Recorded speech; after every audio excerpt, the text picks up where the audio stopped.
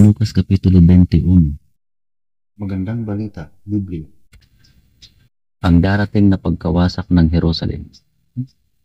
Kapag nakita ninyong napapaligiran na ng mga hukbo ang Jerusalem, tandaan ninyo, malapit na ang pagkawasak nito. Ang mga nasa Judea ay dapat nang tumakas papunta sa kabundukan. Ang mga nasa bayan ay dapat nang lumabas at ang mga nasa bukid ay huwag nang pumasok sa bayan. Sapagkat iyon ang mga araw ng pagpaparusa bilang katuparan ng mga sinabi sa kasulatan.